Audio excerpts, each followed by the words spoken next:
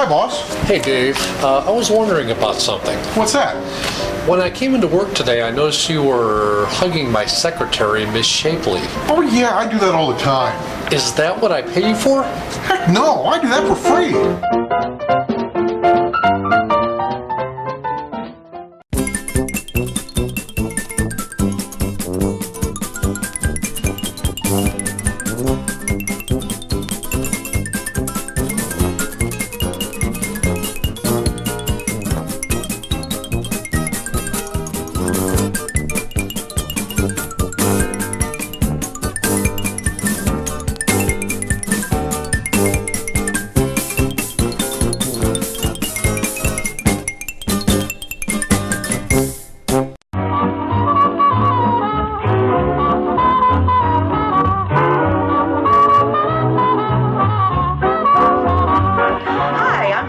And welcome back to another Weirdness Really Bad movie.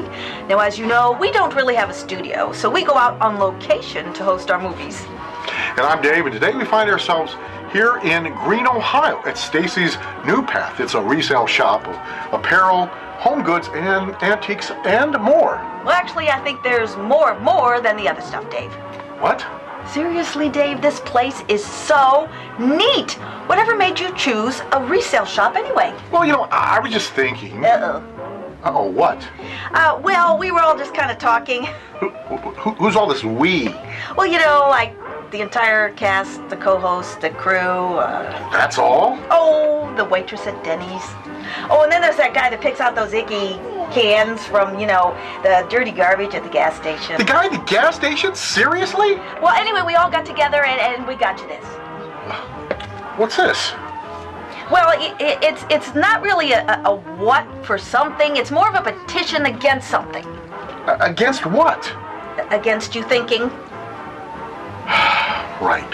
Well, anyway, I was thinking that since we show gently used movies, that we could host a movie from a shop of gently used goods. Wow. That almost makes sense. I told you so. Well, I said almost. I mean, so what is our movie today? Well, since we're here in Green, Ohio, I thought that we should show the Sherlock Holmes mystery, The Woman in Green. That's great. But who is the woman in green? Ah, see, there's the mystery. See, since we're in Green, Ohio, it could be any woman. It could be Stacy, who owns this shop. It could be your mother or sister. It could even be you. Well, maybe it's her? Pardon me. Can you tell me how much this price says right there? Looks like $15. Oh, thank goodness. I thought it said $150. Well, you might not want to buy prescription glasses from a resale shop anymore. Why not? Well, you know. I mean, come on. I bought these for only $3 here. Now, that's like $1.50 a lens. Really? Maybe it is her. I mean, she's in Green, Ohio, and she's in green. Yeah, but is she a woman? Aye. Well, one thing that I am sure of, it's time to take a break, watch a sketch, and then get back to our Sherlock Holmes movie, The Woman in Green. Wait a minute. Son of Ghoul? You got the Son of Ghoul to sign this? He's not even part of our show. Why did he sign it? He doesn't like you. We'll be right back.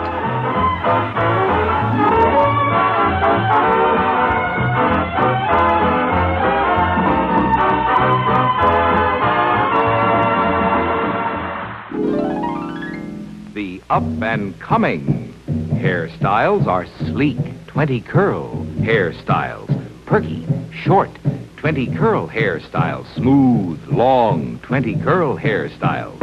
There's no end to the smart new 20 curl hairstyles. You can perfectly wave with Tip Tony, the 20 curl permanent, the first permanent custom made for these new hairstyles and for between permanent stragglers. Only half the curlers to wind. Actually, half the work. Tip Tony is the same as Tony, only smaller, and costs just $1.25. You get fresh air waving lotion in a sealed bottle every time. Just the right amount for 20 curls. There's no end to the 20 curl hairstyles you can have with Tip Tony, the only 20 curl permanent in 3 types of lotions. One just right for you.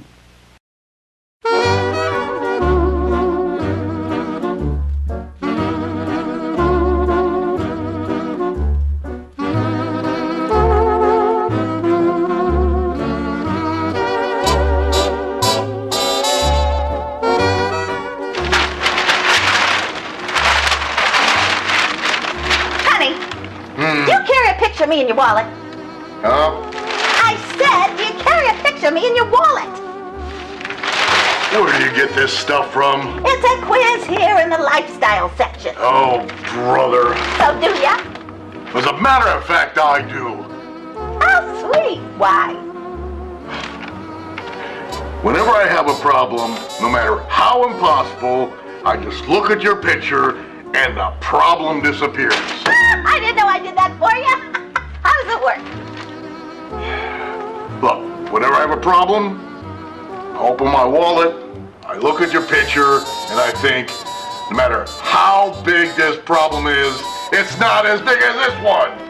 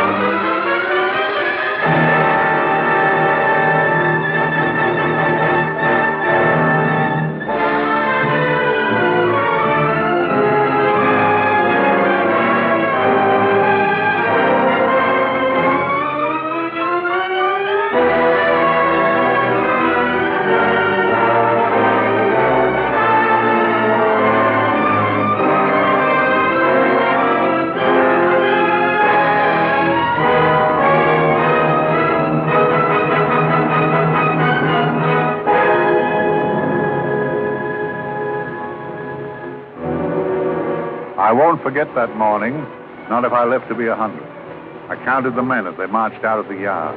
They'd hardly slept for weeks. We of the CID had slept even less, but the nightmare that kept us awake was all the same nightmare.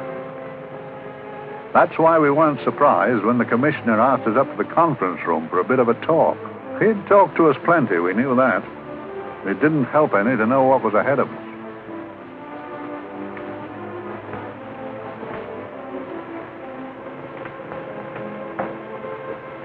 Must we have that window open, Gregson?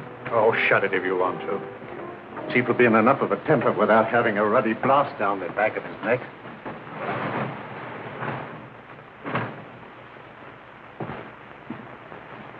Gentlemen, the commissioner. Stuffy in here. Be seated, won't you?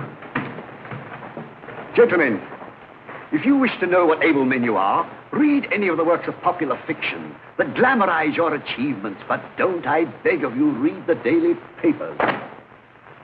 They might give you an inferiority complex. I hate to mention it,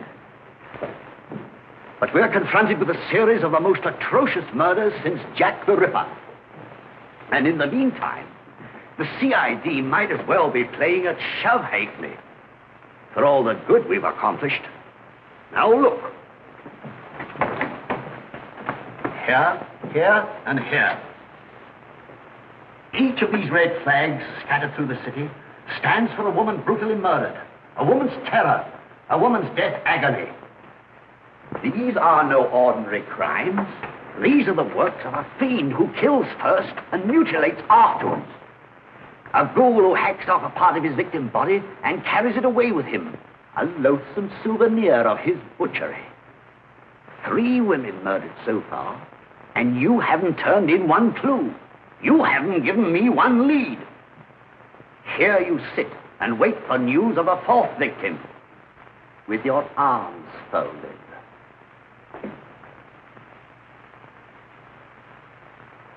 Well, we hadn't long to wait. It was down Lambeth Way where a young woman was hurrying home late last night. She saw something and stopped. It was a constable. He spoke to her, and he walked along with her, just in case. He saw her go down the stairway to the basement lodging where she lived. We can only surmise what happened after that.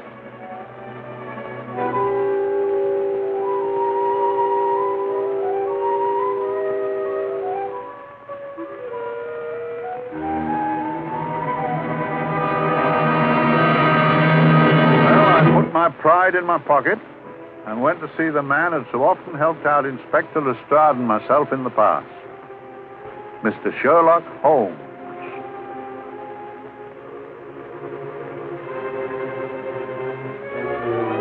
If ever a man needed help, I did.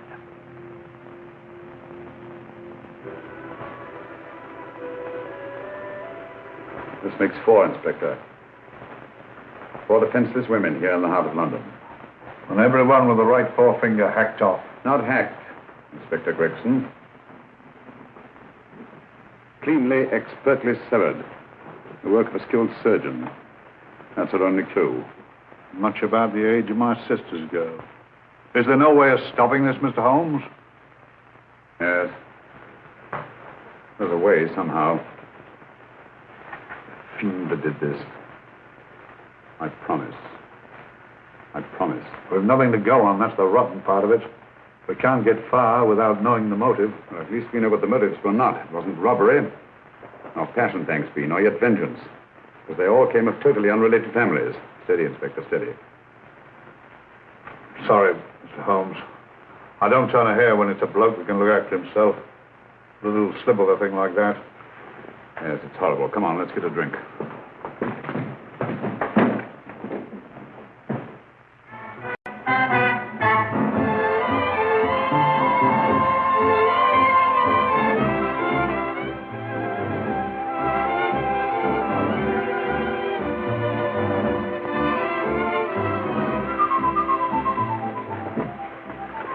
Good evening, Mr. Holmes. Good evening, Vincent. Whiskey and soda, please, and a double for my friend here, Inspector Gregson. Thank you, sir. Make mine Irish. Decent of you to give me a hand with this thing, Mr. Holmes. Always a pleasure to be of help to Scotland Yard, Inspector. Little out of my line, looking for a maniac who murders just for the fun of it. Or perhaps just to get a human finger. In all 4 cases, the murderer risked capture by stopping to secure a finger. Wonder what for? Who knows? He's just a madman. Perhaps there's method in his madness. If we could just trace those missing fingers. If we could just drain the English Channel, we might find a penny. Huh? Oh, thank you. May I keep those, Mr. Holmes? Thank you.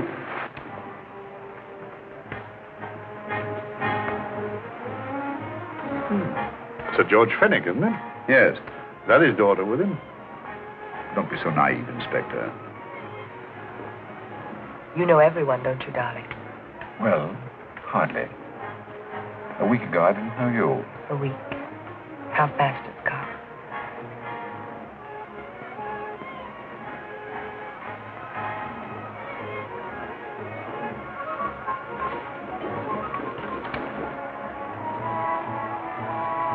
I collect these things. How very quaint of you. Shall we go? Yes.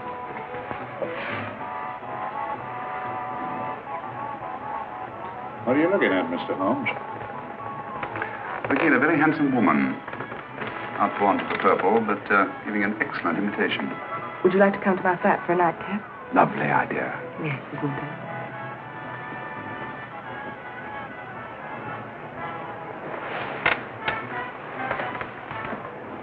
Wonder where she's taking Sir George Fenwick.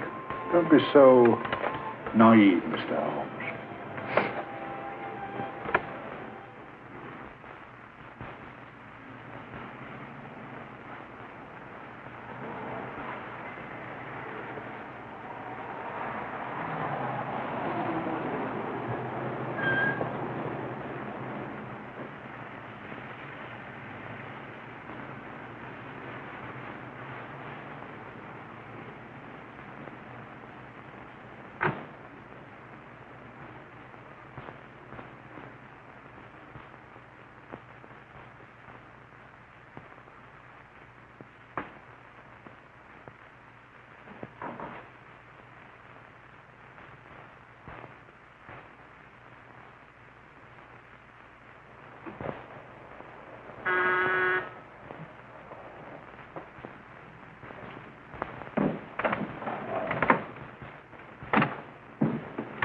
Good evening, Mum. Hello, Grandin. Any messages? No, Mum.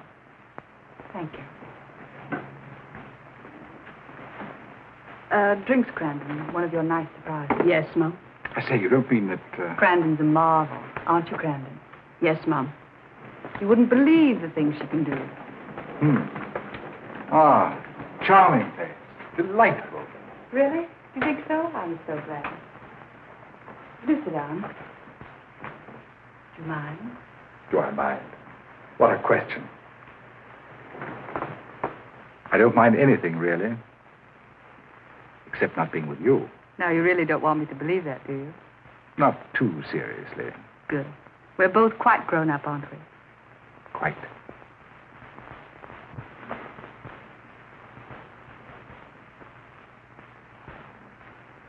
You're a treasure, Grandin.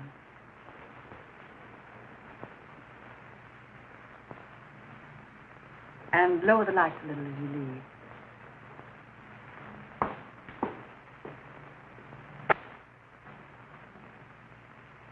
I prefer a more flattering light. In any light you'd be... Would I? And don't you know it? Perhaps I do.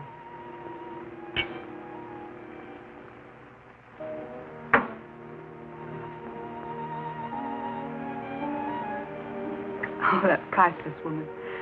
You wouldn't believe it, but she's absurdly romantic. She loves dreamy music, and she thinks that we... But we do, don't we? Do we?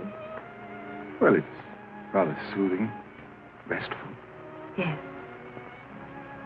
And we all need rest at times, like tired children who've played too long.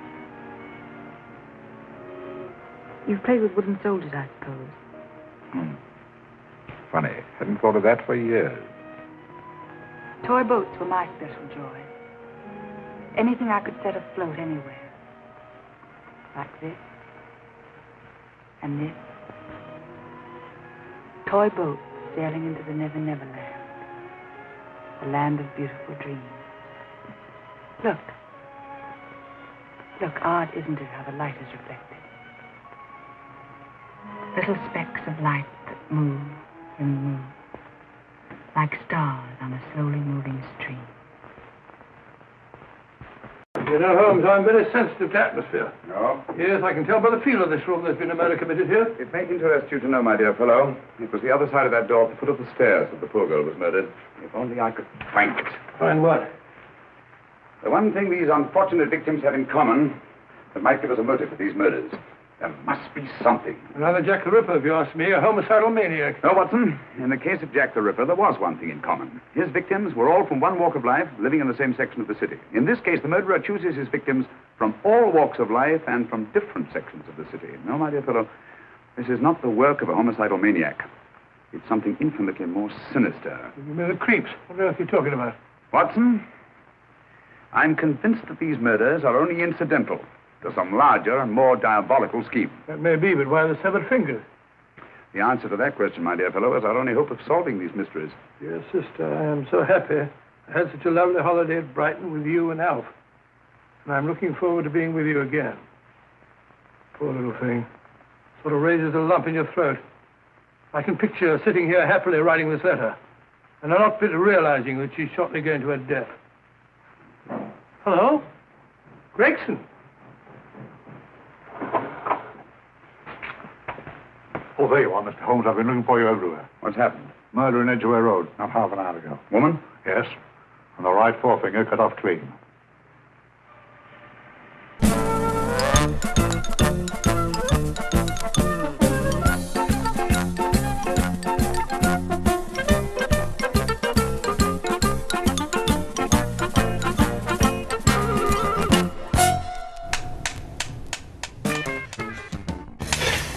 Mr. Parkerly, you are late again. I was beginning to think you would not be keeping our appointments today. Yeah, I know, Doc. But you know what? It was such a nice day, so I decided I would walk here, right? But I got halfway here and I realized I didn't have my cell phone on me. So I walked all the way back home, but then I realized I wouldn't have time to walk back here. So I got my car and I drove here, but I got about halfway here and I ran out of gas. So I went back to my trunk and I looked at it and I didn't have my gas can. So I was about to start walking home, but then I realized I wouldn't have enough time to get back here, so I just ran back here the rest of the way. Mr. Berkeley, you have got to pay attention. We have talked about this problem time and time again. You have got to finish what you start. If you had started walking here and walked straight here from home, you would have been on time for our appointment. Yeah, I know. I'm really trying, Doc. Have you finished anything that you have started today? Well, as a matter of fact, today I did finish 2 things that I started. What did you finish? Let me see, it was 2 bags of potato chips and 1 chocolate cake.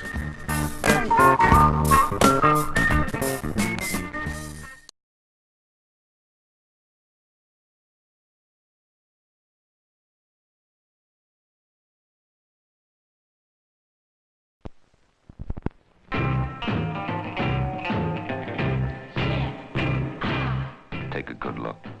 This is corn silk, a unique cosmetic discovery. A face powder made from corn. That's right, corn. Here's what it does. It absorbs excess oils, so it keeps the shine off your nose, hour after hour after hour.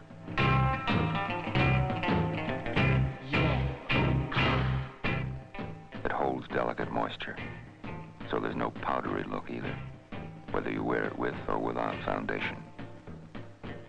Corn silk has no artificial color, won't streak or change color on your face. You feel as innocent of makeup as you look. New corn silk face powder from Schulten Cosmetics. Go ahead, try it.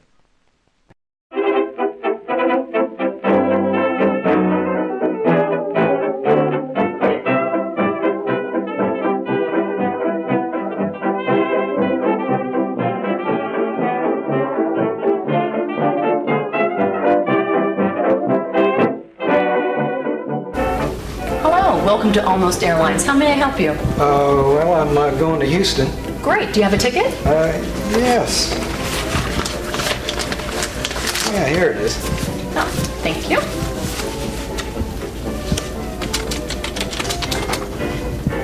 Okay, well, it looks like everything's in order. Your flight will be boarding in 20 minutes. Have a nice flight. Well, I hope to. I find that the attendants determine how much I enjoy my flight. Well, you'll be happy to know that Almost Airlines has some of the best flight attendants in the industry. That's great. Unfortunately, none of them are actually on your flight tonight. Oh, well, who is my attendant? Bertha the Bruiser. Bertha the Bruiser? Mm-hmm. Yeah, she's an ex-professional wrestler. I wouldn't cause her any problems. She had the best chop drop in TV. Well, have a nice flight.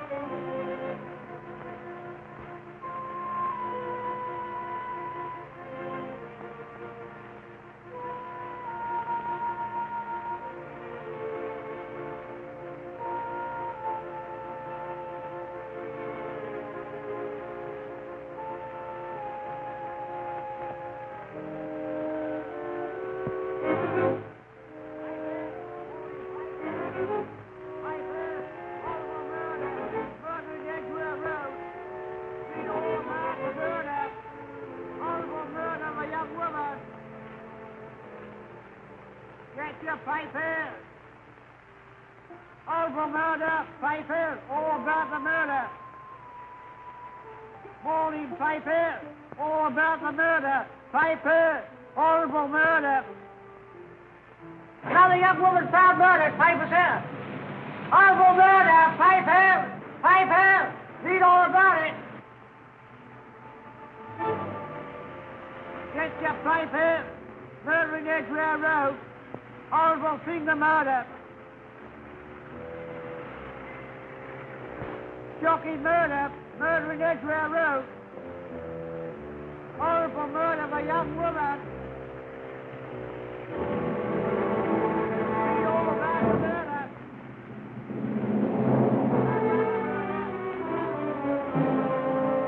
Only fancy, Mum. There's been another of those horrible murders. Dear, dear, how shocking. Yes, Mum. I really don't feel quite safe here myself. Oh, dear.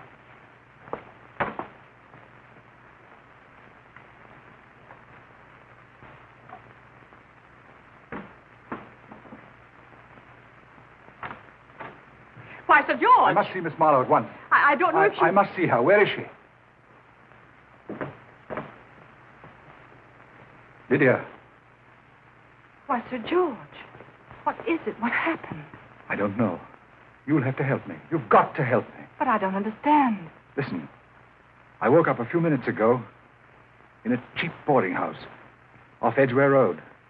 I don't know how I came there. I don't know when. The last thing I remember is being here with you. Calm yourself, Sir George. When did I leave here? Well, it was about, it was 10:45, Mum. Precisely. You seemed, forgive me, just a little distressed. Detached, not interested. I thought I'd said something to offend you. I don't remember.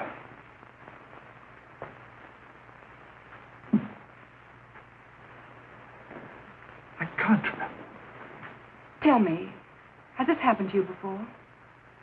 Before? Well, there is such a thing as amnesia, you know. If it was 10:45 when I left you, it was 9 this morning when I woke. Over 10 hours lost. 10 hours that I can't account for. And in my pocket when I woke, I found... Yeah, in my pocket. That isn't... Oh, it's not for you, of course. It can't be. Excuse me, Mum, but there's a man asking to see the gentleman. Send him away. Yes, Mum. No, please. I'll see him.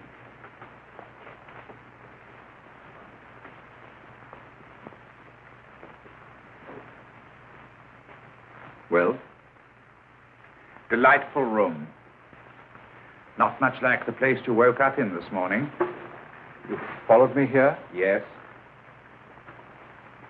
Are you a detective? Oh, no. Quite the contrary. Don't be afraid, Sir George. You know my name? Oh, yes. A very old and highly honored name. And being the bearer of such a name, and also a very wealthy man, I thought you might care to possess yourself of this trifle. Rather than let it fall into the hands of the police. It is yours, if I'm not mistaken. The initials, GF. Where did you get this? It came out of your pocket. I saw it fall, but you never noticed. You were very busy, bending over something with a knife. Then you put something in your pocket.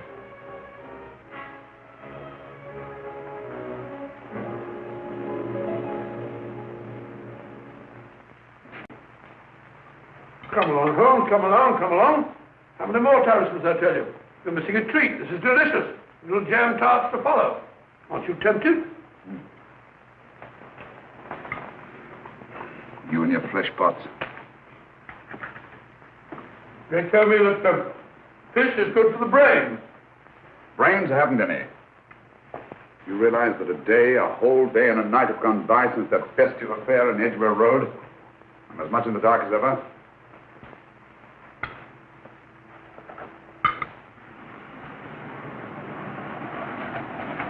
Hello, here comes a client, unless I'm very much mistaken.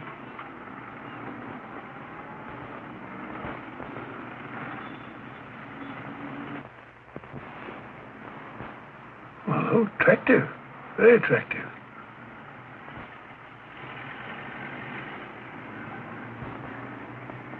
Obviously, she left home under the stress of some very great emotion. How do you know that? She isn't wearing any gloves. A startling omission in a young lady of fashion. Oh, she didn't put her coat on. Open car, too.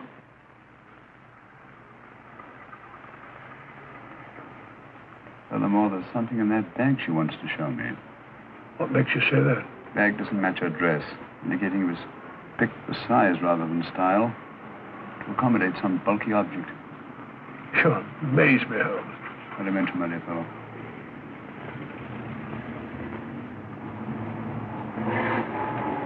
Well, that's interesting. What is? The cab. Turning at the empty house. Wonder why he followed her here. Oh, wouldn't you? Quite possibly with glasses.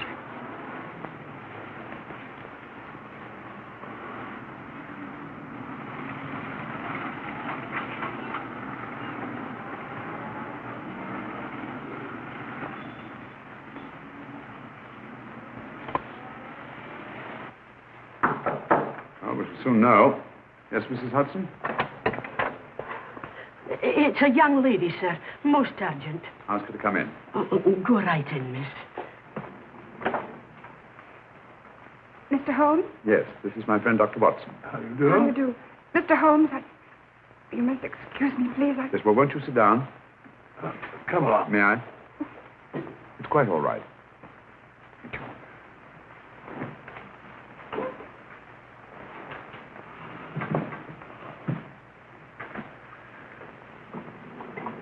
Now try to control yourself, Miss Fenwick. You're with friends. You know my name? No magic, I assure you. I've often seen your picture. You're the daughter of Sir George Fenwick, aren't you? Yes.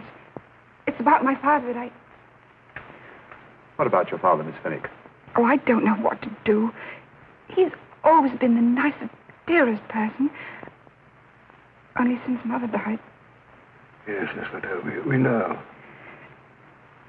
So I didn't think anything of it when he was away all night before last. But he didn't come home until yesterday at tea time. Didn't come in for dinner at all. Just paced up and down in the library hour after hour. I begged him to let me in, but he wouldn't. Steady, steady. Now take your time. I couldn't sleep a wink last night. Then I started hearing things. Hearing things? What sort of things? I heard someone in the garden underneath my window. Then I saw a figure moving down the garden path. And I recognized my father. Stealing through his own garden like a thief.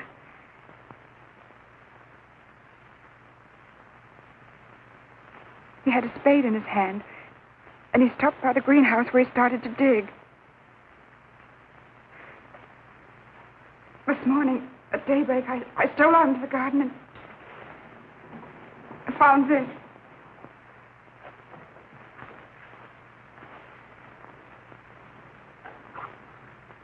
A finger.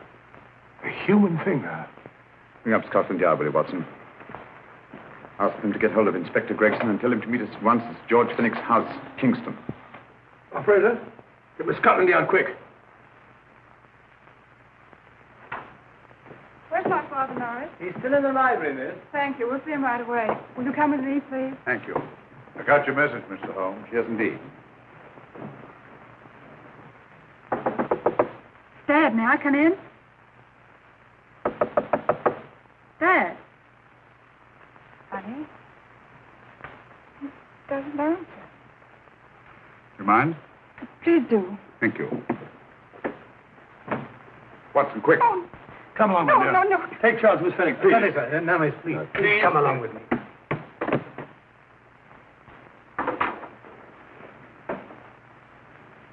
Dead? Yes. What do you make of it, Doctor? Shot in the back, between the second and third ribs. The bullet undoubtedly had penetrated the heart. Look at the powder marks on his coat. I'm a bit afraid of this. What do you mean? Don't you remember the man in the cab who followed Miss Fenwick to Baker Street? Well, you don't think he had anything to do with it, do you? I think it's reasonable to assume that he tipped off someone that I'd been sent for. George has obviously been murdered to keep him from telling me what he knew. What was the weapon used? Small caliber revolver, point blank range, by the look of the wound. The murderer came in through those French windows. The mud from the garden he brought in his boots. Sir George must have surprised the intruder. Passed the room to him here.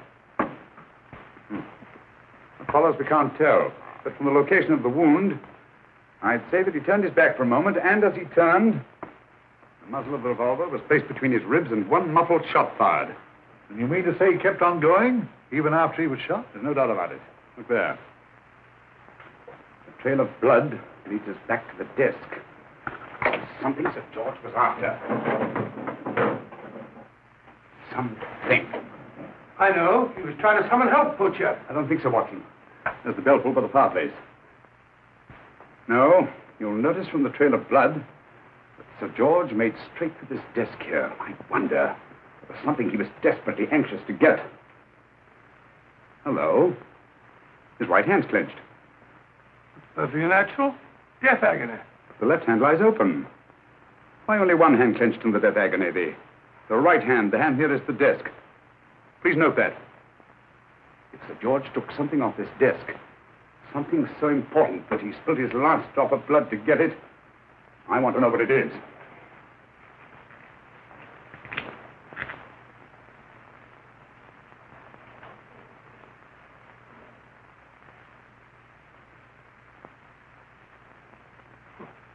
Nothing but an ordinary match folder. Where does that lead us? I imagine to something very important, Gregson. This match folder's from Pembroke House. Why shouldn't it be? He was there, you know. We saw him yesterday. Yes, but the effort he made after he was shot to get hold of this match folder. It's just possible he wanted someone to remember Pembroke House. He may have wished to recall it to someone who saw him there. Someone who, like ourselves, saw him with a woman.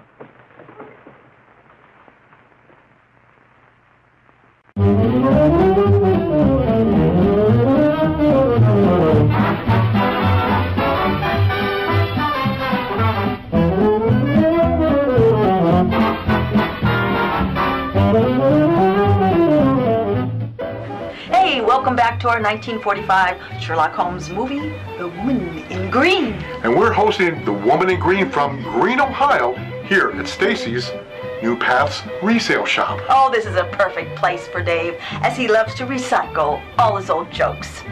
How can you say that, Diana? Oh, gee, only 15 years of friendship with you, Dave. Oh, well, that's okay then. Oh, and another thing that's okay is Basil Rathbone and Nigel Bruce. They were considered by many to be the greatest pairings in the history of movies.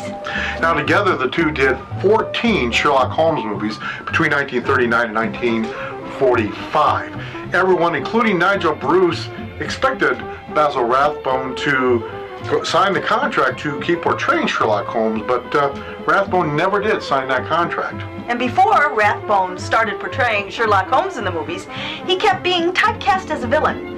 Now, of course, quickly becoming typecast as Holmes didn't really make him feel much better than being typecast as a villain. Now, he never did portray Sherlock Holmes again, but in the mid-1960s, he recorded the original unabridged Adventures of Sherlock Holmes by Sir Arthur Conan Doyle onto LP. Now, as a teenager, I used to check those out of the library periodically. Of course.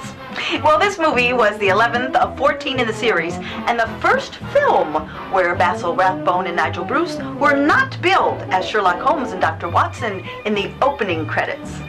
Now, the working title for this film while they were shooting it was Invitation to Death, but it's a good thing they didn't call it that. And why is that? Well, if they didn't call it The Woman in Green, then we wouldn't be here in Green, Ohio. Well, I'm sure you'd be somewhere, Dave. Here comes somebody that could be the prime suspect for The Woman in Green. I'm sorry?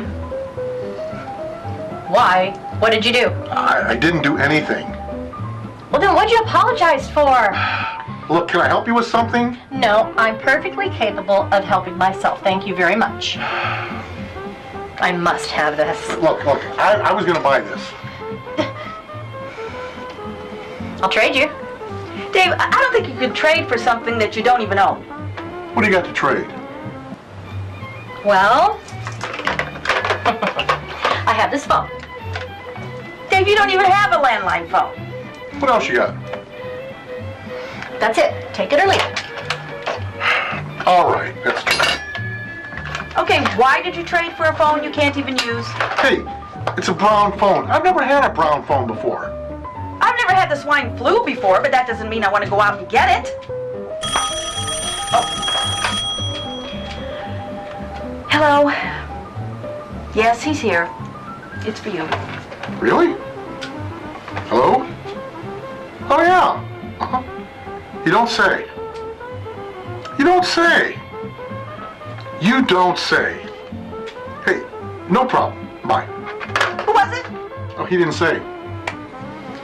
Okay, well, I have to say that we need to take a break, catch a sketch, and then return back to our 1945 Sherlock Holmes movie, The Woman in Green.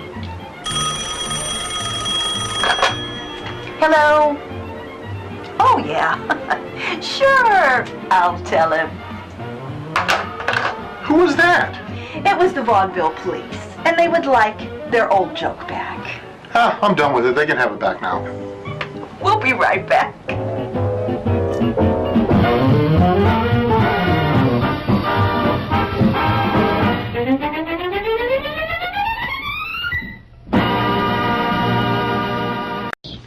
Stopette asks, what's your line? I've got the busiest job in the whole world, American housewife. That means being on the go all day long. And it means looking my best at dinner time, too. That's why I always use Stopette spray deodorant. It gives me protection I can be sure of no matter what my day's schedule calls for. It's so quick and so wonderfully convenient. Just a squeeze of the bottle and poof, there goes perspiration. Hold the bottle upright and you get this fine, misty spray. Yes, here at last is the truly modern deodorant. No sticky fingers, no mess, no waste. Oops. But don't worry, that marvelous Stopette bottle can't break, leak, or spill. Find out for yourself why millions have turned from old-fashioned deodorants to the new convenience, new effectiveness of Stopette. At your favorite drug or cosmetic counter, ask for Stopette spray deodorant. Poof! There goes perspiration.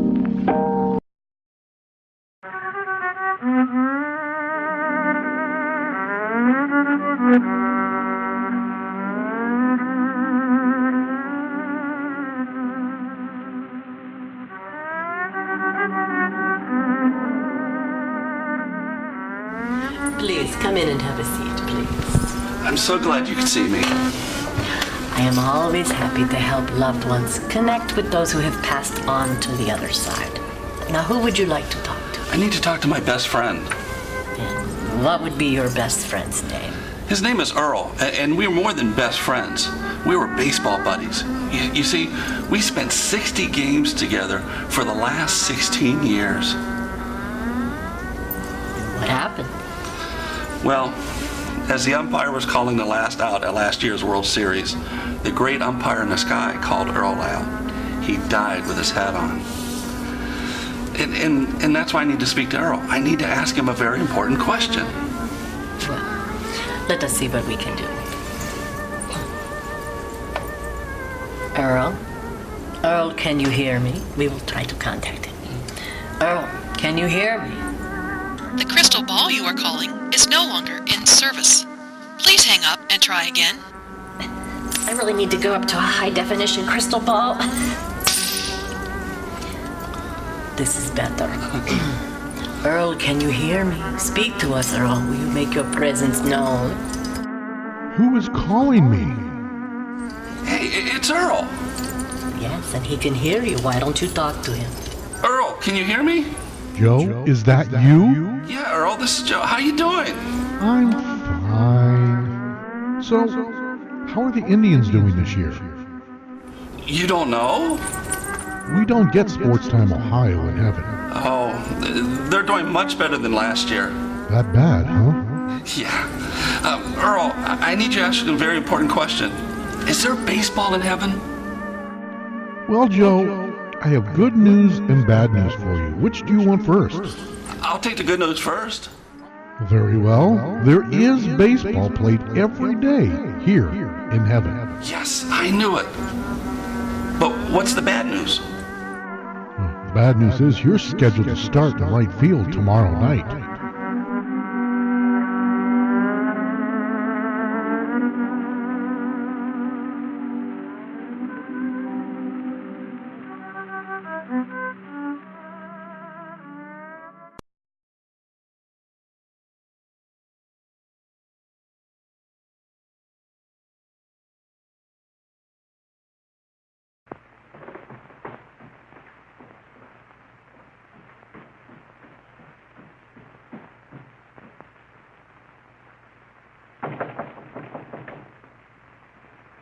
Come in. Oh, Dr. Watson, this came by hand for Mr. Holmes not 10 minutes ago. Thank you, Mrs. Elson. That would be the report from Mr. George's bank. Report from Mr. George? Oh, really? Don't you remember his daughter told us that he just closed his account? Had it looked into at once.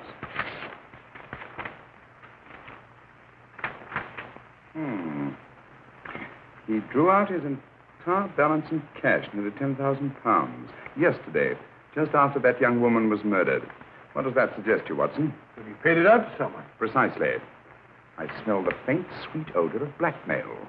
You don't think he paid it out to someone who saw him murder the McLean woman? Sir George never murdered anyone. But he did have that woman's finger, and he empty did have and pay out a lot of cash. That's the terrifying part about blackmail, Watson. The victim is afraid to fight the accusation no matter how false. Once the accusation is made, his name is smeared, and sometimes his life is ruined. Well, Sir George didn't commit these murders. What fiend did? I rather think they're not the work of any one man. Oh, come, Holmes. You don't expect me to believe there's a whole organization going about killing people and chopping off their fingers. That's possible, quite possible. Well, whoever's behind all this thing must be out of his mind. On the contrary, my dear fellow, if my assumptions are correct, this little scheme has behind it the most brilliant and ruthless intellect the world has ever known. You don't mean Professor Moriarty? I do. Oh, steady, Holmes. You've got him on the brain. This is the third time in as many months you've suspected him of unsolved crimes. He's dead, you know. Is he? Is he? You know he is. He was hanged in Montevideo, well, over a year ago. I know that someone was hanged in Montevideo under that name. But I'll stake my reputation that Moriarty is alive and here, now in London. Hello? Yes, Dr. Watson, wait a minute. Me? Yes? This is Dr. Watson speaking. No, I'm afraid I've retired. I don't practice anymore. What? Oh, that's a different thing. An emergency case. Well, just a minute. Yes? Yes, well, see, she's not moved. Remember that? Don't touch her till I get there. Fractured case in McCardle's Mews. Heavy woman. 14 stone.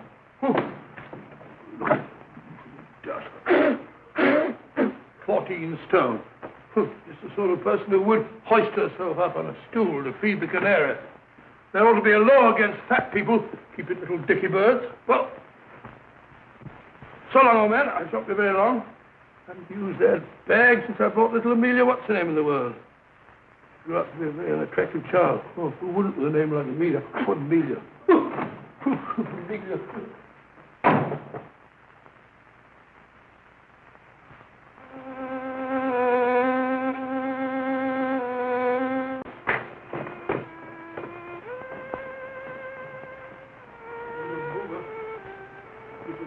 Stupid about that.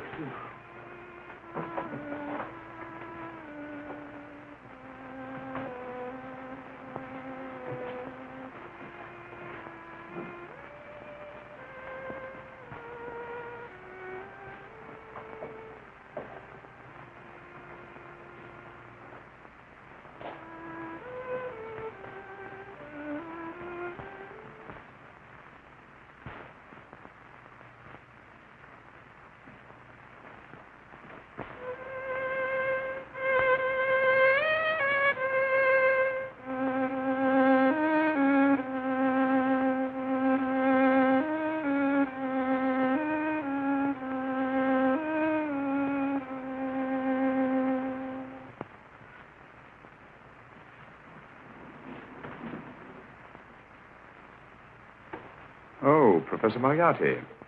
Not that I wish to appear inquisitive, but to what am I indebted for the pleasure of this visit?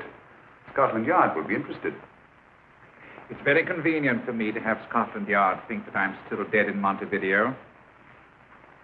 I never dreamed of fooling you. Thank you.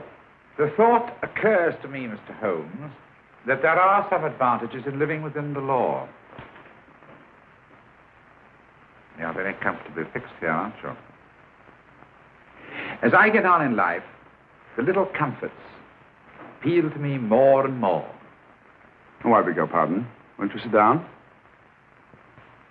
Thank you.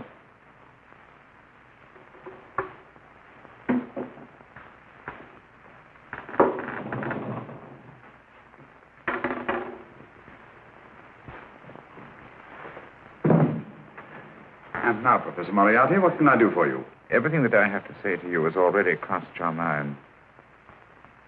And my answer has no doubt crossed yours. That's final? What do you think? I shall not rest until you are hanged for the finger murders. You've no proof, you know. No, not a shred. But I have you. I could turn you over to the police here and now. You could. If you did, you'd never see Dr. Watson again. Oh, the telephone call. Quite. I rather assumed you had taken some such precaution. Or I should have snatched up a revolver and indulged in a fit of heroics when you came in. Very smart, aren't you? Not smart enough. Or I should have anticipated you. But if any harm comes to Dr. Watson, I shall seek you out. I shall not rest until I find you, and when I do... No harm will come to Dr. Watson this time. But I can't answer for the future. Mr. Holmes, I should strongly advise you to drop this case. Don't be silly. Think it over. We've had many encounters in the past. You hope to place me on the gallows. I tell you I shall never stand upon the gallows. But if you are instrumental in any way in bringing about my destruction, you will not be alive to enjoy your satisfaction. We shall walk together through the gates of eternity, hand in hand. What a charming picture that would make. Yes, wouldn't it? No, I really think it might be worth it.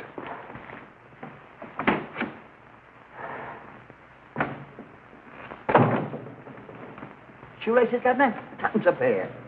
And strong enough to hang yourself. How many more times since I tell you I don't want your filthy shoelaces or your company? Shoelaces, Governor? Nasty impertinence. Run along, my good man, or I'll give you in charge. Shoelaces, Governor? Shoelaces, Governor? Help a poor bloke. What's only got one arm? Any luck with Mr. Holmes? You can read his obituary in tomorrow's papers.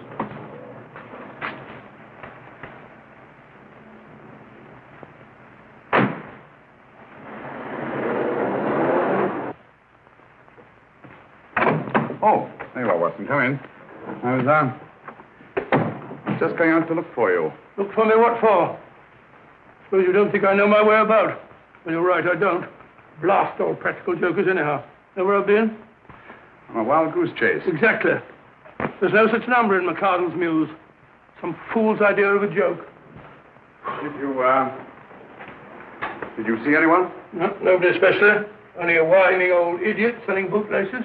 Assistant beggar, wasn't he? Stuck to you like grim death. Huh? How do you know? And finally, I left you for someone who looked like Philip Pickings. Someone, my dear Watson, was Professor Moriarty himself. What? Just called on me. Moriarty here and you let him go? But you must be out of your mind. Why? Well, he bluffed me into believing that he was holding a friend of mine as hostage. Friend of yours who? Oh, nobody very important, just a fat, lazy fellow. Medical man, I believe. Medical man? Do I know him? Yes, I think you do. A fellow by the name of Watson. Watson, never heard. Who, me? I'm afraid so, old fellow. Your street hawker's job was to do away with you in a certain contingency. And you let Moriarty go? Because of me? I had no choice. I can't afford to lose you, old fellow. Well, it's very decent of the old chap, I must say, but... I wish you'd nabbed him. We shall, never fear. I know the motive for the finger murders. All I have to find out now is the method used with the blackmail victims. Method? Yes. How does Moriarty get them to the scene of the crime? How does he plant those severed fingers on them? And how does he scare them into believing that they may have committed those atrocious murders themselves? Curious.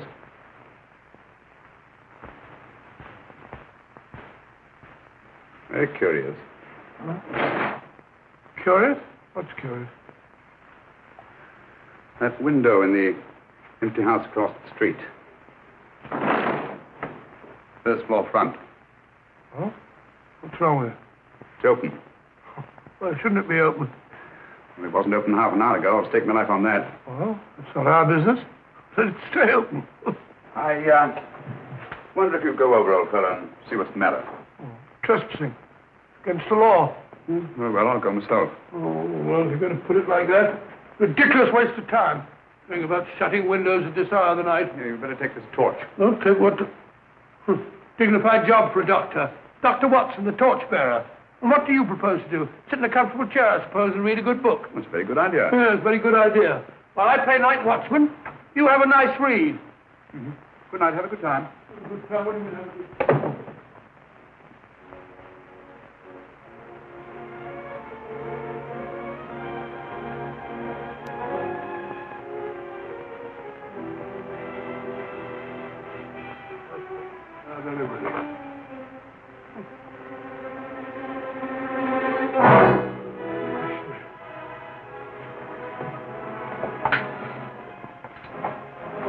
For? Oh, umbrella stand. Pretty little thing to keep about the house. Must have been a pet.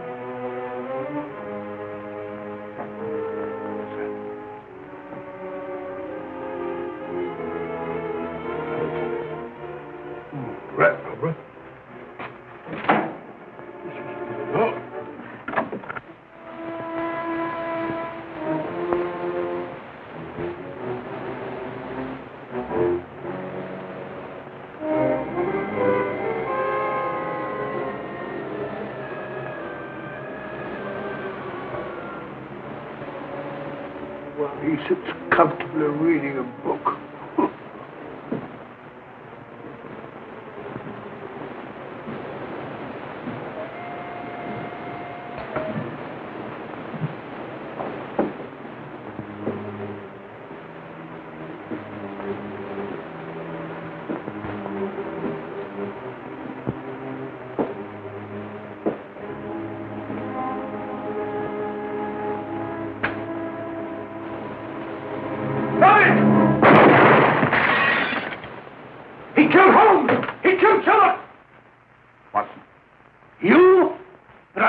A second ago. Not me, my dear fellow.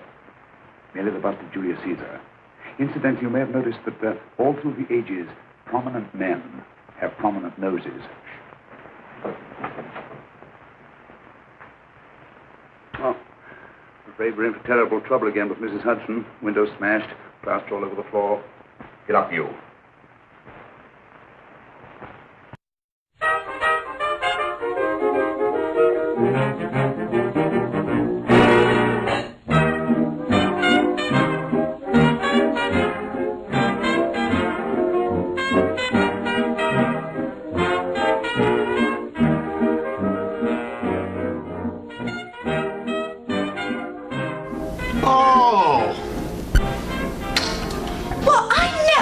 Well, maybe you should. How dare you? Excuse me, madam, but you look so much like my wife, I thought that you were her. Well, you insufferable, creepy little man. See, you even sound like her.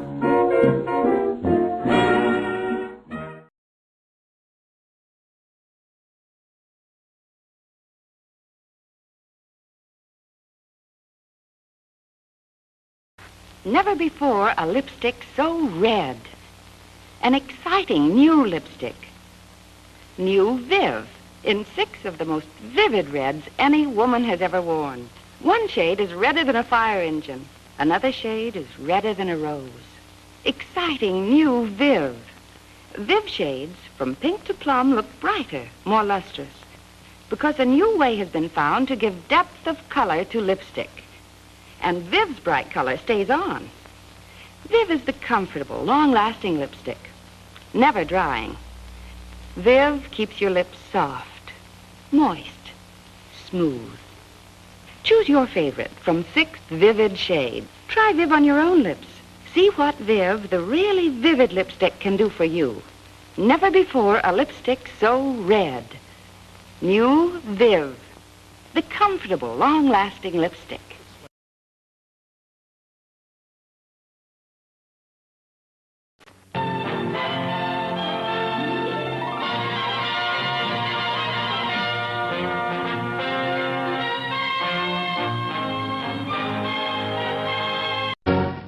The next show will start in 3 minutes.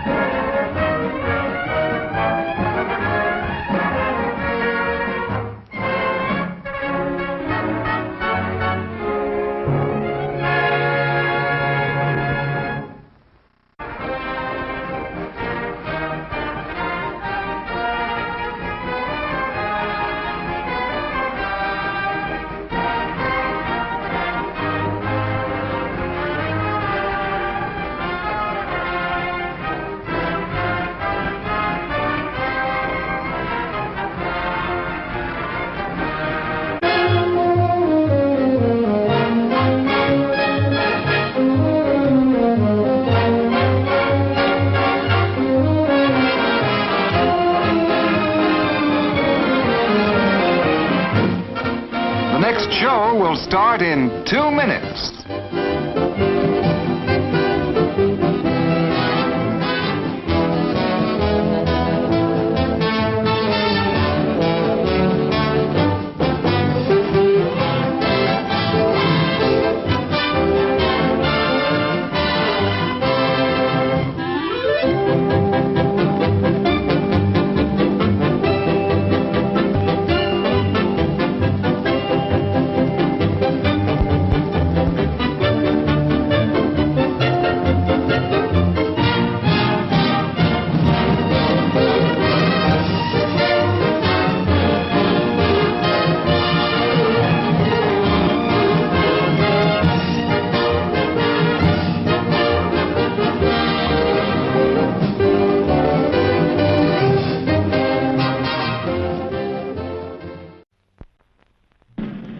And now, on with the show.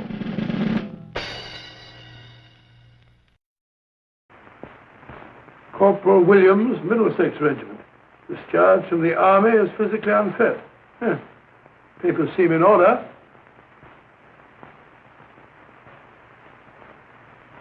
Now, Corporal Williams, you've seen service in the Far East, haven't you?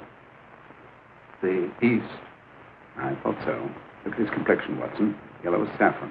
He's been taking Atabrine. Cure for malaria. Sniper, aren't you? Sniper. Why did you try to kill me? I had to kill him. I had to. Oh, snap out of it. Stop it, Watson. He's shamming. No, he isn't. Who told you to kill me? She told me. She told you? She told me I couldn't miss. Well, luckily you did miss, you murderer. He isn't a murderer, Watson. Listen, Corporal Williams. She told you you had to do it, didn't she? I had to do it. I've got it, Watson, I've got it. Got what? The method used in the finger murders. Well, what is it? Hypnotism, my dear fellow. Hypnotism. And it wasn't against his nature. That's the devilish part of it. They picked a man for their purpose whose job was sniping. Who are they? Professor Moriarty and his finger murderers. Williams spoke of a woman. I think you'll find that she asked him home tonight for a drink. Nice quiet rooms, Soft lights, music. You've got it all pat, Mr. Holmes. What's the lady look like? Up 30, nice figure, blonde, lustrous eyes. Really? Got a phone number? Williams will give us her address. Look after him, Gregson. Don't let anyone come near him. He's our key witness in the finger murders. Well, I hope you're guessing right, Mr. Holmes. Get up, Williams. Now, go with Inspector Gregson anywhere he tells you. Come on. Yeah. Ring me as soon as he comes to himself, will you? I will. Good night, gentlemen. Good night. Well, if you believe that fellow Williams was hypnotized, I suppose you think Sir George Fenwick was hypnotized too. I'm quite sure of it. Have a cup of tea? Thanks, old boy. Nothing to eat. Well, why didn't these people make Sir George do the murder himself? Because they didn't want to get him hanged. They wanted to blackmail him. Well, who do you think the actual murderer is? One of Moriarty's gang. A diabolically simple technique. Kill a woman. Yes. But why cut off the fingers? My dear fellow, don't you understand? The severed finger is what links the blackmail victim to the murder. He wakes, finds the grisly thing in his pocket. Doesn't know how it got there. He's no idea that he's been hypnotized. For all he knows, he may have committed the atrocious crime during some dreadful lapse of sanity. In that state, when he's utterly demoralized, the blackmailers take over. Is that it? Undoubtedly. You see, they swear that they saw him commit the murder. And being human, the victim will pay anything rather than stand trial on a charge that will make his very name loathsome. Well, it all fits in if you believe in hypnotism. The only possible explanation. Do you think the hypnotist is that woman with the blonde hair and the lustrous eyes, the woman you invented? I didn't invent her. I saw her. What on earth are you talking about? That woman, my dear Watson, was with Sir George when he left Pembroke House. I saw her there. I shall see her again, and Williams will lead me to her. That's why it's so important to keep him safe. He will identify her.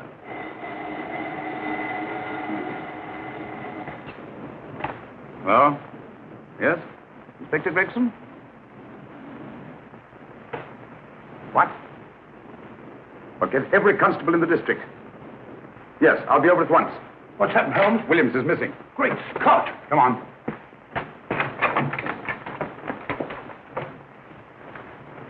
Lorry crashed into Gregson's car. During the confusion, Williams disappeared.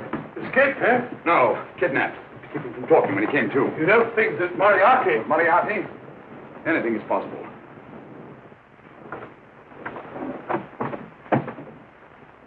Williams! Dead. You see? Anything is possible.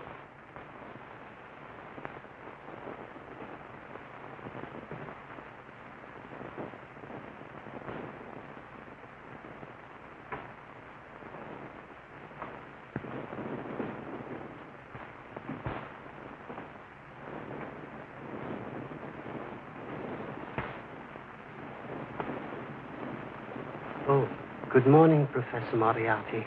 You startled me. I'm dressing another darling, a dear little nurse. Is there anything wrong with your finger? Just a splinter.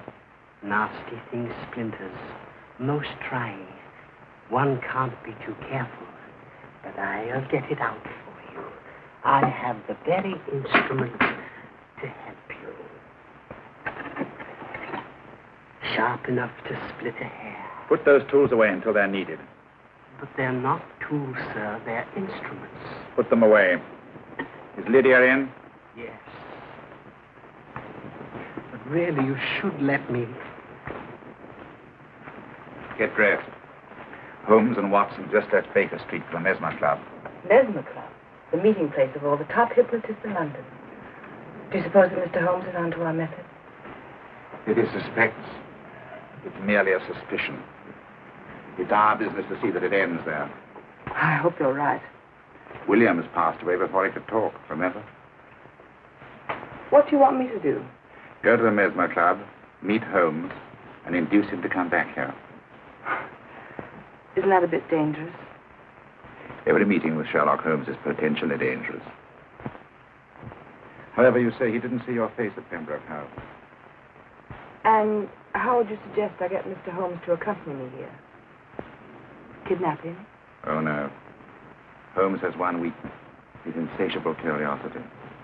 If you can arouse that, you can lead him anywhere. It's up to you to take advantage of any opportunity that may arise. This way, please, gentlemen. I'll tell Dr. Onslow that you're here. Thank you. And this is the Mesmer Club. If you ask me, hypnotism is a lot of mumbo-jumbo. Oh, come now, Watson. As a medical man, you must admit that hypnotism has its place in modern science. That may be, but 90% of hypnotists are crooks of the worst kind. Nothing more than a lot of charlatans exploiting weak-willed morons. Ah, Dr. Onslow, I believe. Happy to meet you, Mr. Holmes. Your brother Mycroft suggested I might be of help to you. He's a valued member of our little group of charlatans and crooks. I beg your pardon, sir. I didn't know you were listening. Behind the curtain. My friend, Dr. Watson. Oh, delighted. I wonder now. You see, we're in the midst of a little experimental session at this very moment. If you'd care to join us. Certainly. That'd be very instructive. Oh, well, will you follow me? Thank you. In treating his patient. But today, the therapeutic value of hypnotism, as we now call it, is conceded by innumerable physicians. Especially is of value in surgical cases where the administration of local or of general anesthetic is inadvisable. Inadvisable poppycock. For the sake of latecomers, I may say that I have placed this subject under profound hypnosis. In this condition, he can feel no pain, even under applications which normally would be excruciating. Excruciating? You excuse me, please. Carter, you are having a peaceful sleep. You feel nothing. Your arms and your hands are without sensation. Mowbray, the long needle.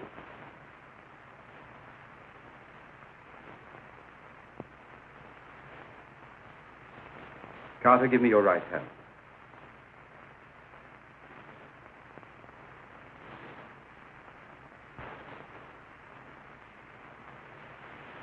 As you observe, the needle has been thrust completely through the subject's hand. No feeling, no pain. This lack of feeling is the one infallible test of profound hypnosis. Nonsense. Fellow's full of drugs. Well, isn't he? Definitely not, Doctor. Wake up, Carter, wake up. You feel well and rested, remember. No pain anywhere. Wake up, wake up. I say, when are you going to begin? All through, Carter. Stand up. This way, sir. And, are these all the people that come here? Oh, no. Others keep dropping in all the time. I suppose it's all right for those who believe in it, but of course, I'm a professional man myself. Then you don't believe in hypnotism, Dr. Watson? I don't deny that there are certain types of hysterical, feeble-minded people who go under if you point your finger at them. But anyone with an ounce of character... How right you are. You see right through our little artifices, don't you, Doctor? Right through, my dear sir. Right through. Right so. But with the feeble-minded, as you say... excuse us, Mr. Holmes. Certainly. Step over here, won't you? Certainly, sir. Anything to oblige. Let me show you how easily we charlatans take advantage of them. Now, sit down, Doctor. Now, we set a thing like this in motion. It's wonderful, the attraction on the feeble-minded, of course. The continuous motion, if they just let themselves follow it. Of course, you could stare at it till doomsday, Dr. Watson, with no effect at all. Still, it might make you a little drowsy, like the white ribbon of road at night when you're driving. The rhythm is smooth, unbroken, and the road goes on and on, round and round, always the same, winding and winding. And you're drowsy, you're tired. Let the road come into you, as it were. The The long road. The smooth road. The road to sleep. Sleep.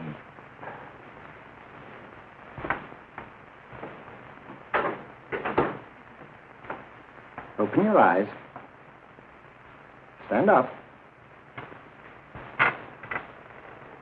Turn around. And now, Dr. Watson, you're on a holiday in Scotland. The country is amazingly beautiful. We're coming to a stream. It isn't deep. Better take your shoes and socks off.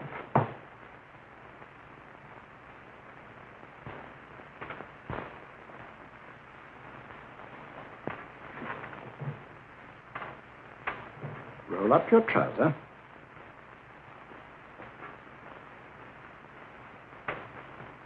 That'll do. The other leg is waterproof. Turn around. Mind the pebbles.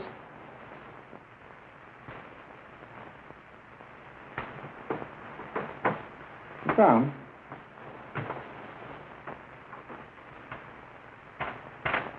Wake up now.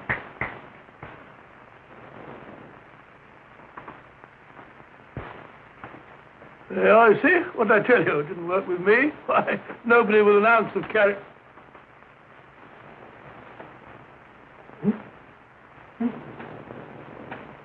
I think you'll need these.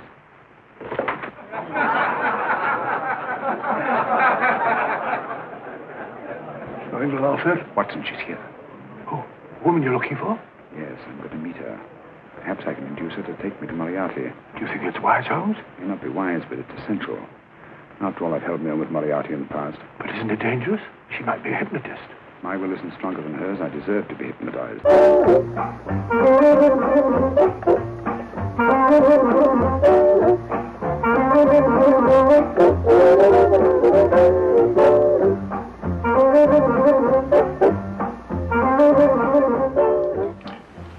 Well, looks like we're ready to wrap up our 1945 Sherlock Holmes movie, The Woman in Green.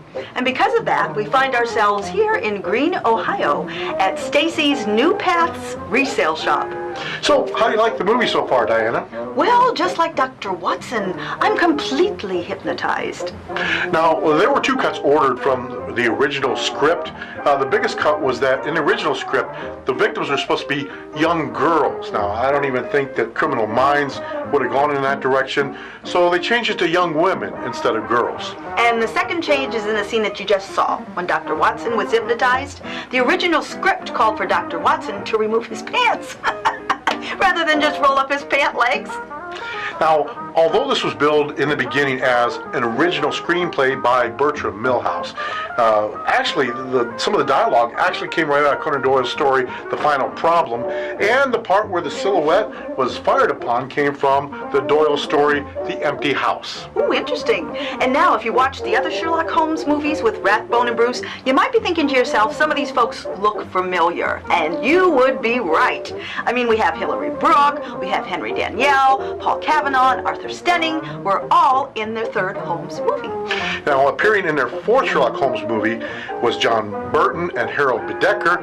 Now, Olaf Huyton and Frederick Warlock, they was in their fourth, but they would go on to do two more of the Sherlock Holmes movies. And appearing in his sixth Holmes film is Leslie Dennison.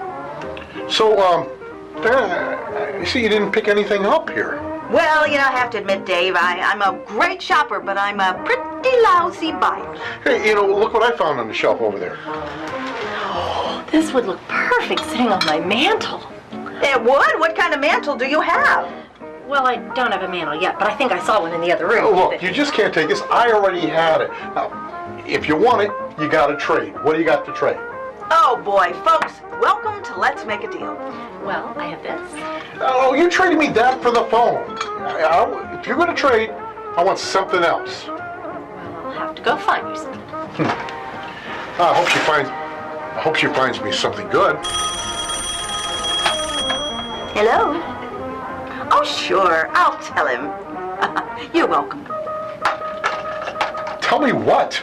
that we need to take a break, catch a sketch, and then return and finish off our movie, The Woman in Green. Oh, maybe I should get an unlisted number. Oh, really? Dave, it already is.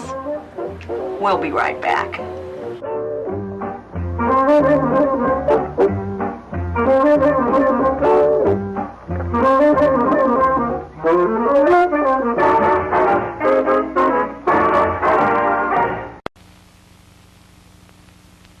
No fussy, frizzy curls for this smart girl.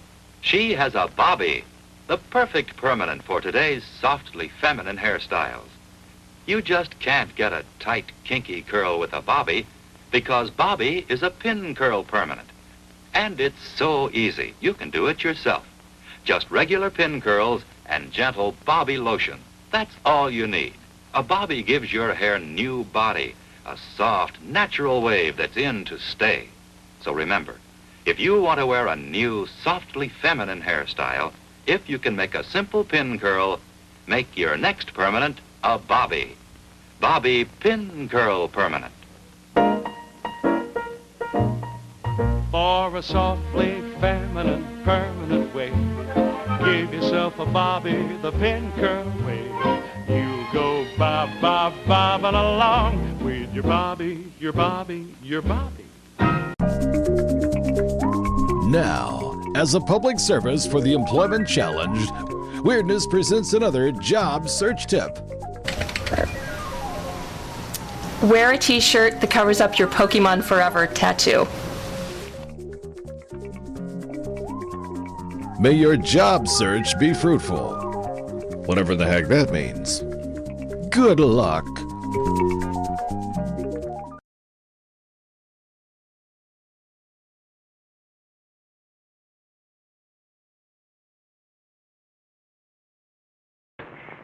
I feel I must protest, Dr. Onslow. I was told this was a gathering of serious students of a great science, and I find myself in a company of buffoons. Oh, my dear madam. Elliot and Esdale brave. Were those men martyrs for the truth, that you may laugh over your childish, cruel tricks? I must say I'm in complete agreement with you, madam. This was a most unnecessary performance, Dr. Onslow. Beg your pardon, sir. My name is Holmes, Sherlock Holmes. At your service, madam. Thank you, Mr. Holmes. I'm afraid I've created a rather embarrassing situation. But you see, I'm interested in the serious study of hypnotism. So am I, too. Perhaps we have something in common, Mr. Holmes. Perhaps we have. Would you join me for a cocktail at Pembroke House? I should be delighted. Good.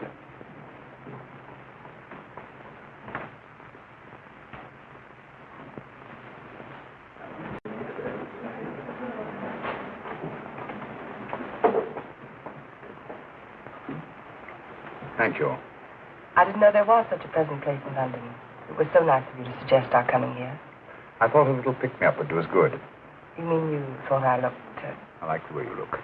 Thank you. I suppose I did lose my head a little at the Mesmer Club.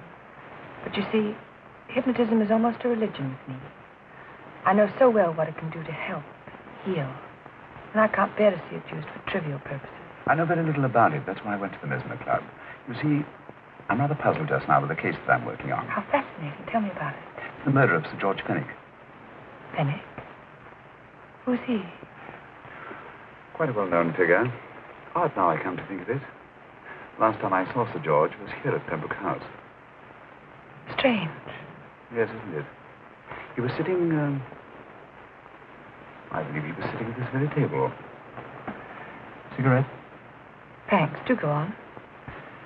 There was a charming lady with him. He was lighting a cigarette.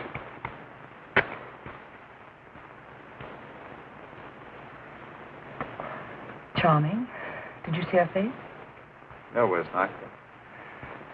Merely her back. How unenterprising of you. Yes, wasn't it?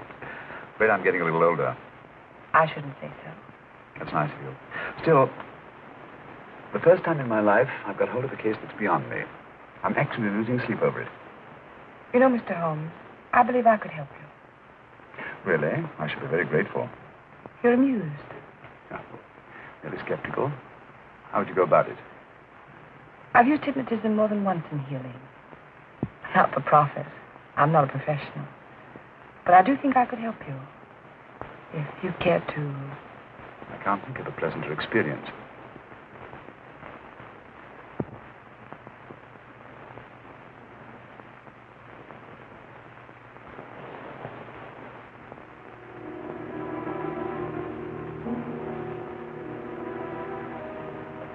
Low light, music, is that all there is to it? You must relax, Mr. Holmes. I'm afraid you're a rather difficult subject. So I thought perhaps a little help. Materia medica might be advisable. Drugs?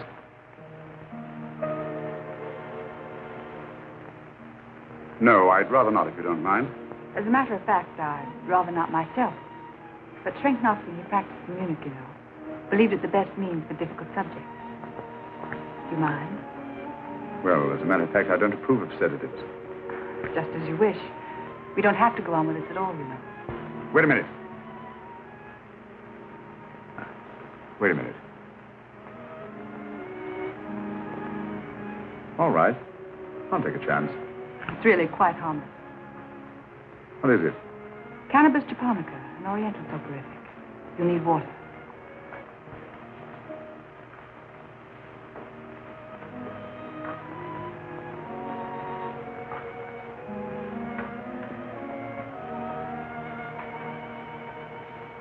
Thank you. Now sit down, Mr.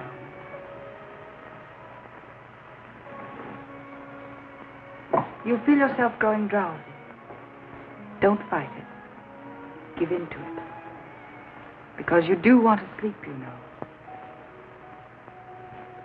Just fix your eyes on this one white flower floating on the water.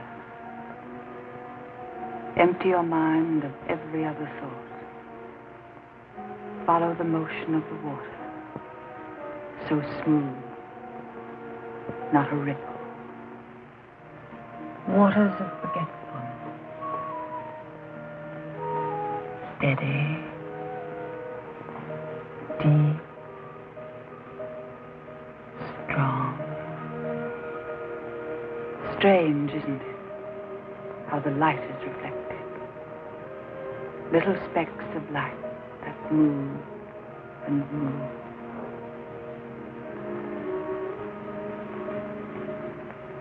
It's restful here. It's peaceful. It's friendly. And you're very close to finding what you're looking for. You'll find them soon now. The guilty ones. When you're rested, gentle waters closing over you. Steady, deep, strong, drawing you down, down, down.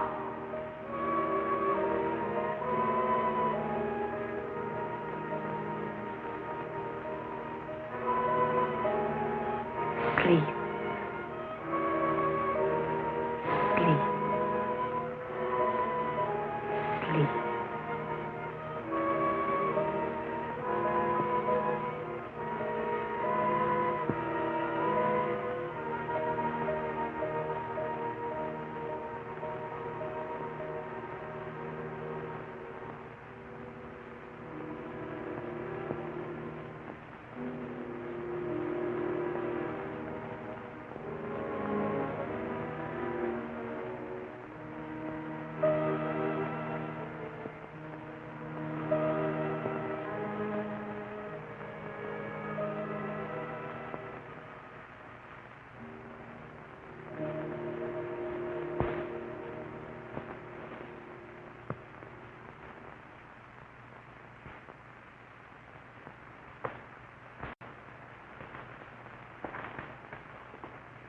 Here he is, Professor Moriarty. Stand up, Mr. Holmes.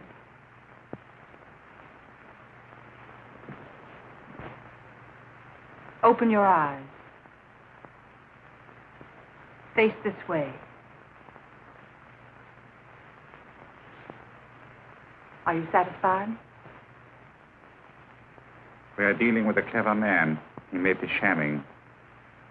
There's just one infallible test for profound hypnosis. You ready, Dr. Simnel?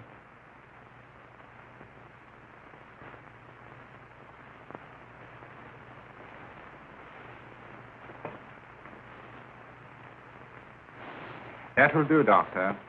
He couldn't fake insensibility to the knife. I congratulate you, Lydia. Turn round, Mr. Holmes. Now walk to the desk.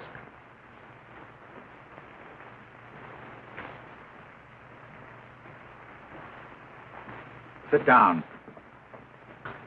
Take that pen and write what I tell you to write.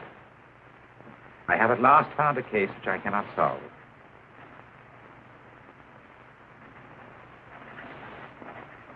I have outlived my usefulness. Therefore, I have decided to end my life.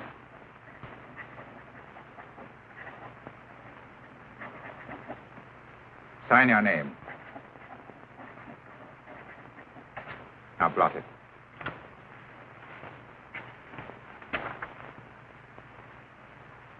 Fold it up. And put it in your pocket. Come, Mr. Sherlock Holmes. Go out onto the terrace. But it won't look like suicide, sir. I'm sorry, but Mr. Holmes' injuries must all be self-inflicted. Let's walk a little, Mr. Holmes. It's so pleasant here in the garden. Just step up here onto the terrace. A nice, broad terrace.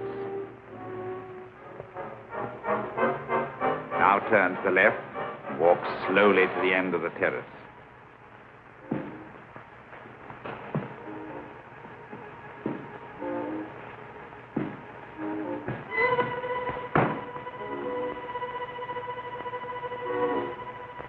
Don't stop. You must walk to the end, you know.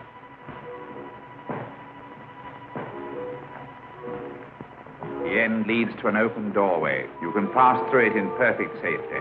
In the room beyond the doorway, you'll find what you've been looking for. Must you drag this on? This is the moment I've been anticipating for a long time, my dear. Go on, Mr. Holmes.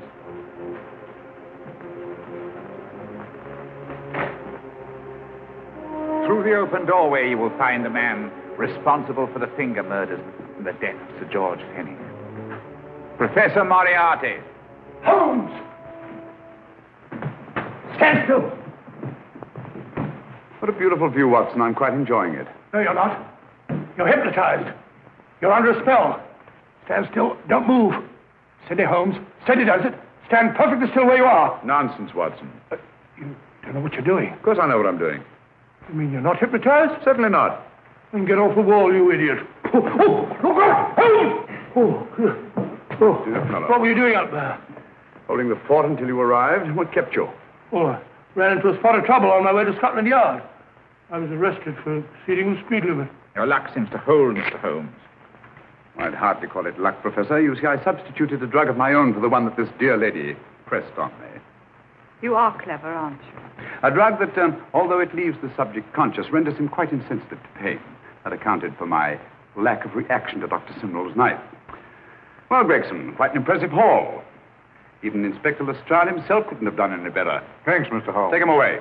All right, put her in the van. I was right, Mr. Holmes. You are a difficult subject. Thank you. And now, Professor, our score is settled. Au revoir until I see you on the gallows. The rope has not been made that'll go around my neck. Come on.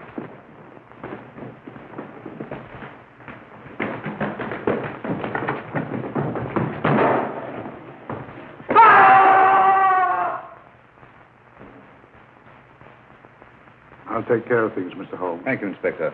Come on. An evil man, Holmes, but what a horrible death. Better than he deserved. What are you thinking of?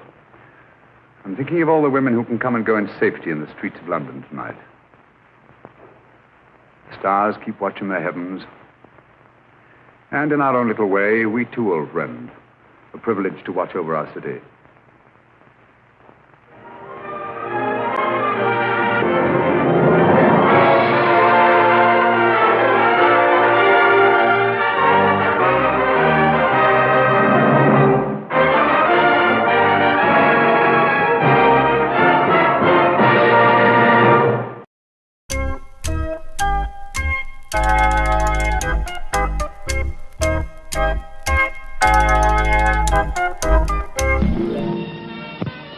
We have just seen rushes direct from Hollywood of pictures being released in the coming weeks. And we are proud to announce that this theater will soon bring you the greatest array of pictures ever to reach our screen. You'll see the finest stars in exciting performances. You'll thrill to the suspense, comedy, romance, and drama of world-famous stories. Here's a glimpse of a few of them coming to this theater soon.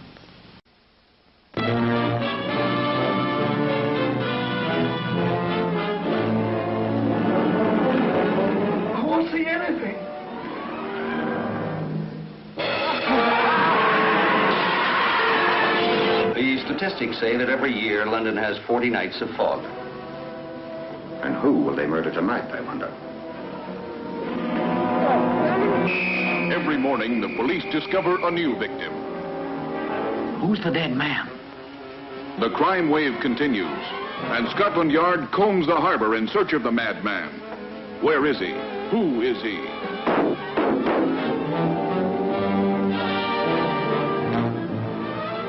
Calls itself that because they pull their crimes in the middle of the night. Watch it, it's hot. Very hot. Fear reigns.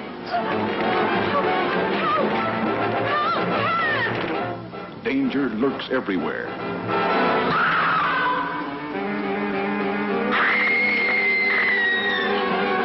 And the police are powerless. Terror grips another victim. And another. And still another.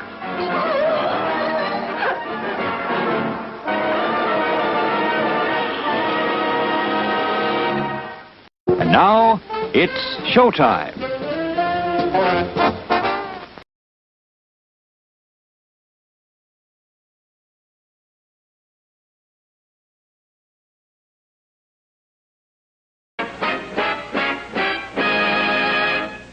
Busy you, in and out of doors every day. Think how much dust and dirt settle on your skin. And makeup clings to your skin, too, and clogs pores. That's why your face needs a thorough cleansing each day. And that's why cleansing tests were made by an independent testing laboratory. This same kind of dirt was made just radioactive enough to register on a Geiger counter. Leading cleansing creams, complexion soaps, and Dorothy Gray Salon Cold Cream were used to remove this dirt. The Geiger counter proved that Dorothy Gray Salon Cold Cream cleanses up to 2.5 times more thoroughly than any soap or other cleansing cream tested. When you cleanse with Dorothy Gray Salon Cold Cream, you know you remove dirt. And more important, you remove every trace of makeup which can clog your pores. That's why Salon Cold Cream is especially recommended for a young complexion. A clean skin is a healthy skin, and your skin will look smoother and clearer when you use Dorothy Gray Salon Cold Cream. It's so quick and easy, too. Takes no more time than improper cleansing. For particulars of this Geiger counter story, write for this test booklet to Dorothy Gray Limited, Box 18, Grand Central Station, New York City.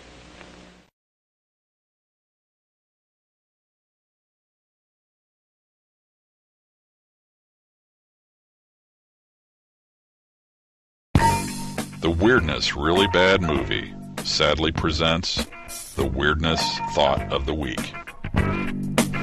To be sure of hitting the target, shoot first. And whatever you hit, call it the target.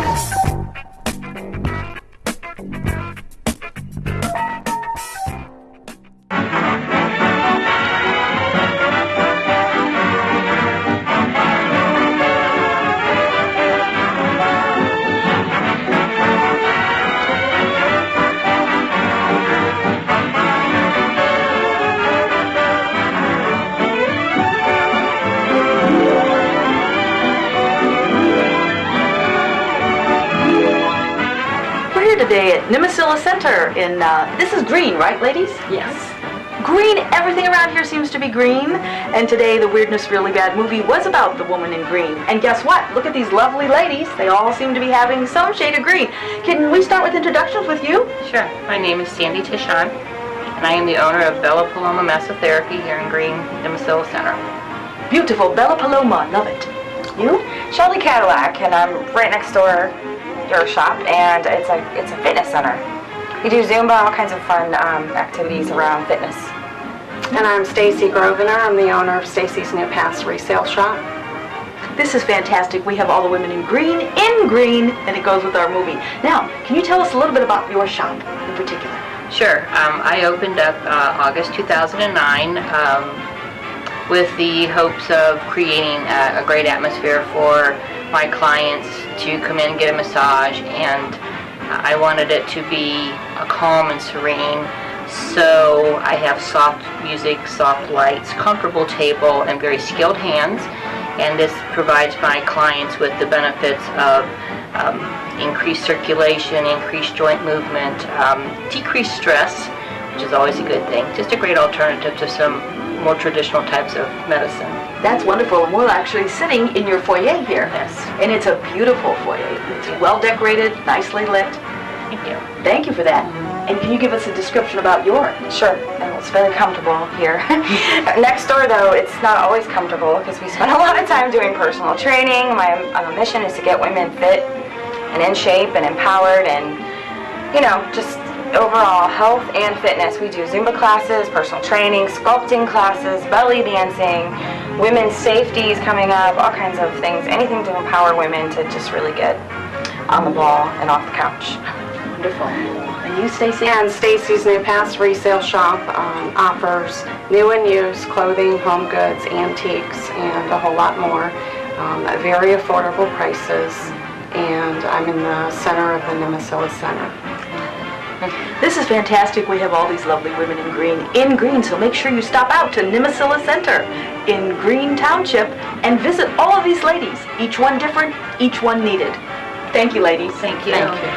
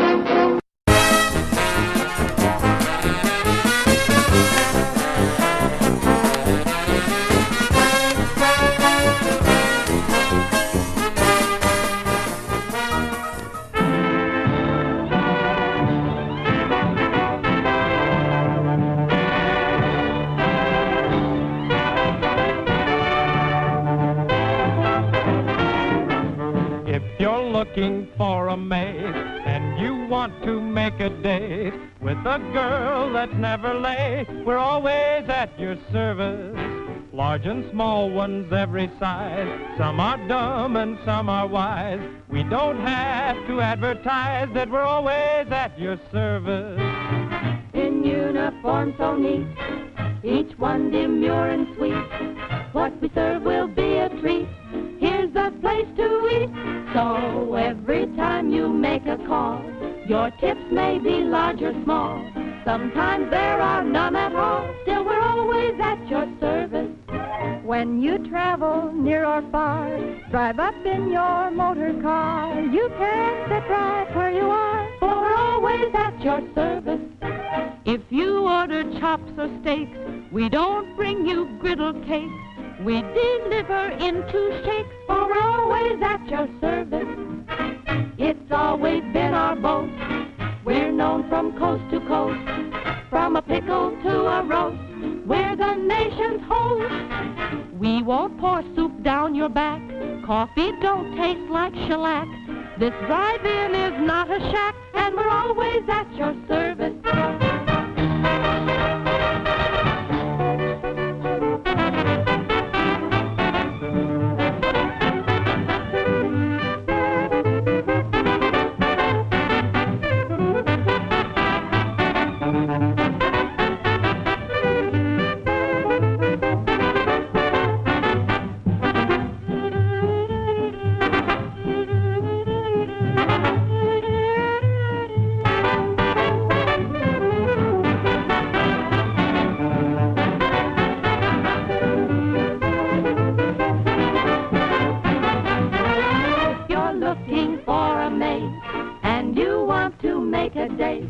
With the girl that's never late, we're always at your service.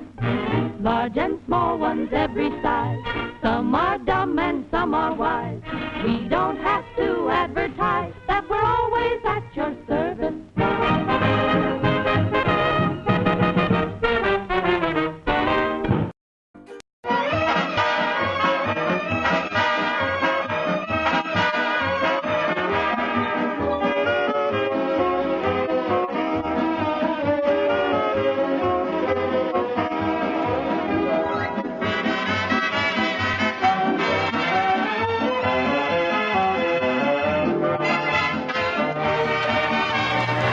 And have a nice day. Oh, I always have a nice day. Thank you. No problem. Well, there goes The Woman in Green and another Weirdness Really Bad movie. Yes, and we would like to thank Stacy and Stacy's New Paths Resale Shop for allowing us to come in and reshop our movie. And of course, thank you for tuning in, because if you weren't there to watch our show, we'd still be doing it, just wouldn't be anybody there to watch it. So, Diana, did you have a good time today? Oh, I had a really good time. I love resale shops, Dave. Hey, what do you usually buy at these secondhand stores? I usually buy secondhand jokes. Oh, why is that? Well, they just don't make jokes like they used to. Oh, that gives us all something to be really grateful for. So your total will be $323.33. $323? And 33 cents. Well, wait a minute, my stuff only came to $17. Old jokes must be more valuable than you thought, Dave. That woman who just checked out said you were her friend and that you would be paying for her things. But wait, her stuff was only $30. It comes to $47, and that leaves $276. And 33 cents. Well, what's the extra charge for? Oh, let's see. It goes to AT&T for activating your phone. Okay, we'll see you next time on the Weirdness Really Bad Movie. You know, maybe I should just have the phone deactivated. No problem. There'll be a $299 deactivation fee. And don't forget the 33 cents. Right, and the 33 cents.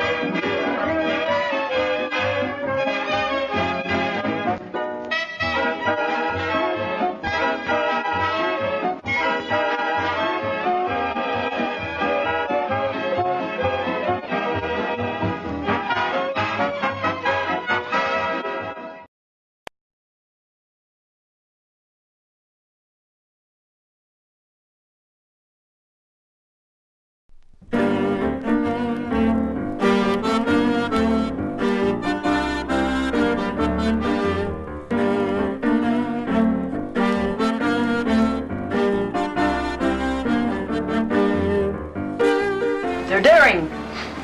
I double dare you. Double dog. Double dog? Well, that's even more than a double dare.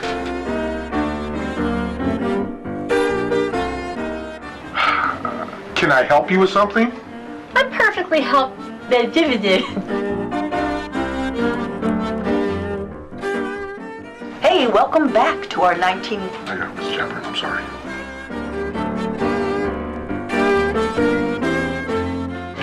Well, there goes another...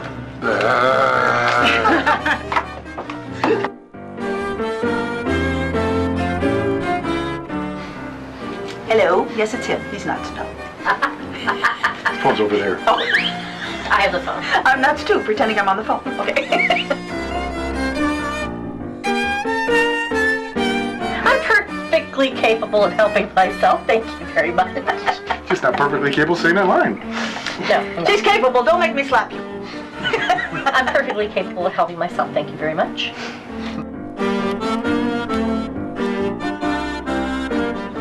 Here's the phone over there.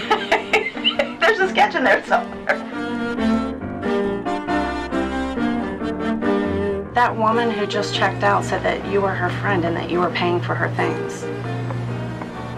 But her stuff wasn't that much. Her stuff was only $30. But her stuff was only $30. Did you say pay for her things? Oh, sorry. I tried to even feed you I the know line. you did, and I was over here in resale shop La La Land.